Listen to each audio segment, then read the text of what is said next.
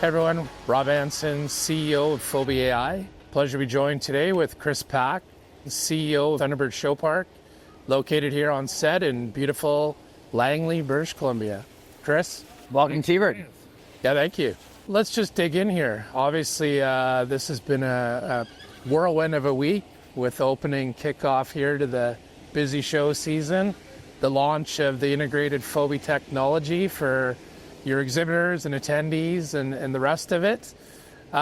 Let's talk a bit about where T-Bird came from originally. Obviously, we got a bit with George and Diane. Absolutely, yep. So George and Diane, and many don't know that they actually brought McDonald's to Canada. They have a long history of being entrepreneurs, restaurateurs, as well as if you look at what they've done in their past industries, then that moved on to bringing the keg. It was always customer focused. So everything that they instilled in their kids, and Jane, who was our president for an X amount of years, she wants to make sure that the customer is always looked after. And it's just a great way to welcome them back for this year while introducing your wallet. Good stuff. Let's talk a bit about yourself. How did you come to the world of the world of show jumping? It's a niche sport, but my wife rode. So then you're around the industry. And when I was going to school, I would go and work for a company back east called Equestrian Management Group, and they were kind of the big dogs at the time. They would get everybody from North America to their property. So I was very fortunate because I got to learn all the ropes, almost at every position there. Then when I finished UBC here that year, I was dating a girl who rode here, and I was out and met George and Diane, and at that point they wanted to kind of take the next step from what they had before, which was a little smaller version, and just kind of expand, and it just worked out that they needed some help, and so we kind of wrote up this makeshift job proposal, and George took me to the keg, of course. And, so from there on, 21 years later, here we are. 21 years later. Hey, congratulations. You've taken over as CEO this year. And big shoes to fill. Yes. Jane was an amazing mentor. She had Diane's sense of, I guess, the accounting side of things, and then George just had this unbelievable charisma, and Jane was both. So I was very fortunate. Most people don't get to learn from one mentor like George or Diane, but then I also got to work under Jane for many, many years, almost 15 years. Yeah, it's for those that haven't been here, it's a great dynamic environment. For me, I was drawn to the people. My first visitation, getting to visit other show parks. I hear the praise of Thunderbird and T-Bird and the branding, of course, the bright orange. And, the big T. You guys done a tremendous job. Obviously, that comes top down here. When you look at the world of personalization nowadays with what we do, always aiming to create this connective, immersive environment that makes business easy, of course, while yet, of course, making it appealing to those to embrace new technologies, new processes, and obviously here with security being a big heightened focus always, rider information, sponsor activation. It's great to see what this year is going to look like over the next course of 2 years as well. Absolutely. I think show jumping is inherently always a few technological steps behind because we're not a major 5 sport. And so, there isn't the broad appeal for companies to create things just for show jumping. So we're really, really fortunate that you're going to bring your technology and we're going to immerse it into what we're already doing and enhance many of the things that we already do. So can you give people a bit of an understanding as to the season? Obviously, we're sitting here, it feels like November. Yeah, you can see our breath. Being the end of April, obviously the show season runs through mid-September, October early. Give us a bit of insight as to some of the competitions that are held here, the scale and magnitude. I know next month you've got Major League Show Jumping. Correct. Speak to that. This is an Olympic year, Olympic competitive, of course. Absolutely. So we are seasonal in that respect. Everything that we do internationally is held outdoor. So these are our first 2 tournaments of the year. And you get your rating by the FEI, which is the Federation Equestrian International. So the next 2 are our majors. They're a 5-star and a 4-star. So the 5-star is the highest that you can get, and that's warranted based on how much prize money you're giving. So over that 1 week in those higher end classes, we'll be giving away over $1 million in prize money. So with that, you're attracting the best riders, the best horses. And then this year, as you mentioned, it's an Olympic year. And we're so fortunate that we actually have the Olympic course designer doing his courses at our Major League Show in the Tebring on a surface that is the exact same as the Olympic surface. So the entire Canadian team is coming here to do a practice essentially for the Olympics. So it's super exciting.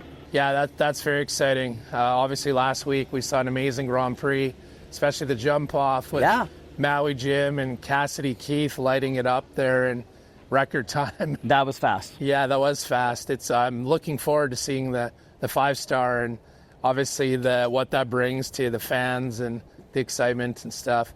Let's talk a bit about, I guess, evolution and technology. Maybe give people a bit of an understanding as to how things have evolved here. I know firsthand by my way of visitation, it's gone from paper to wristband to now digital. Maybe you could talk a bit about where you see some of the advancements and opportunities coming from. I think there's opportunities in everything that your wallet pass will touch. First of all, the welcoming guests in. Before it was a bumbly kind of mess. We only started really because of COVID to have to know who was on the property. But what we learned from that is that since we did that and had people at the front checking everybody, we had nothing major stolen, knock on wood. And so we thought, okay, you know what? People like that. They like the comfort of knowing that we also know who's on the park. So then they would get a wristband. But like yourself, you want to go out for dinner. You don't want to have this orange wristband at your dinner with your nice clothes and whatnot. So people would take it off. So then we would be redoing that daily, which is just a waste of manpower, waste of their time. So when you brought up the wallet pass, and that's something that people can do ahead of time, it's secure. Everybody has a handheld now. So there's no need to think, is this really gonna put them in a place where they're not able to do it. Yeah. So now, their wallet is their new wrist. So they just hold it up and it's just so slick at the front entrance. So that's one respect. The other is the sponsor engagement, which is fantastic. We already have done one push out and it goes to every single person, and the feedback was phenomenal because communication is so key on a park that's 100 acres to be able to know that every single person got that information in a timely manner. That saves them a lot of time and gives them all the information they want. I think we also did it for the dog show, which was more of a spectacle, but people love it. And right now, I think the more key information you can give them in a timely manner, the better. Yeah, I think it's the world of real time. Yeah. And when you're talking about weather delays, you're talking about, knock on wood, injuries and these other things do happen in the sport time to time. Communication is obviously first of mind for everyone. We look to make things as convenient and accessible as possible. Simply scanning in, whether it's here or your ticket for access or your VIP pass for the timber frame, some of the other wayfinding and orders of go and other communications here. I think the big one, as you alluded to, is some of the sponsor information and value realization. It's a very competitive world nowadays. Obviously, you've got a lot of brands competing for the same wallet share and value. So to see them jockeying and positioning now how to use the technology to their benefit and to streamline their communications to those that, of course, are clients today and, more importantly, in search of new clients. That point of differentiated value is something that I'm seeing. It's interesting to see the reaction. Absolutely. I think there will be a large education piece with everybody, but just from the little snippets they've seen, they are so eager to learn how they want to get into this program, which is just a new revenue stream that we've never had before. I think that's the key, is it's a crawl, walk, run. You give them little snippets to go, okay, great, and then come May, we've got more immersive, interactive engagement and activations to launch. And I'm excited that we're going to open up the spectator side of that too, because that will then really encompass the entire park on all of our pass type things under the one umbrella of your Fobi wallet. Well, that's really the key for us. It's always about reconciliation. It's about personalization, understanding who's at the event. You look at demographics of male, female, age, gender, all of these things that play significant prominent roles for marketing and research and activation, these things. Your guys, I guess, quest to always up the game and raise the standard is something that got me excited about the opportunity. Well, and so Thunderbird, geographically, it's not an easy place to get to. It's on the Pacific Northwest. A lot of these international horses, they fly into Calgary or Tacoma, or they're coming from Florida. So for us, our mentality is that we need to be better than everybody else, not only in footing and prize money, but in technology, in hospitality, and all those things. They make a difference so that when people are here, they have the best competitive show experience they can have and the easiest show experience they can have. And so your technology will allow us to do that. So when they leave, they want to come back. Let's talk a little bit about some of the events coming out through the spring and summer here and early fall as we get towards the end of the season. Maybe give people some insight as to what are some of the different disciplines that are held here. I know today it's hunter jumpers. You've got dressage and other disciplines. Yeah. Maybe you could speak to some of the different shows that are held here. Absolutely. So when Thunderbird was built, it became the new hub for everything equine in BC, but also in the Pacific Northwest. So we'll have many breeds and disciplines of riding. Like you mentioned, dressage. We have some Western events. We have a thoroughbred auction. Arabians, we have actually dog shows here as well. And then as well as our 10 hunter jumper events. So they really, every weekend has something leading up till the end of season, which is the end of September, beginning of October. And what does this look like as far as, obviously you've got sponsorship, much like you see at a hockey game and these different things. How important is it to provide, I guess, that enhanced value, if you will? I think it's extremely important because a lot of our sponsors, they're not here the whole week. They come and they go. And if you can make their access to the timber frame in the park as easy as possible, their time is valuable. And we've already done that. We've had a few sponsors that were just popping in, shoot a text. We'd send them their timber frame pass, which is our VIP.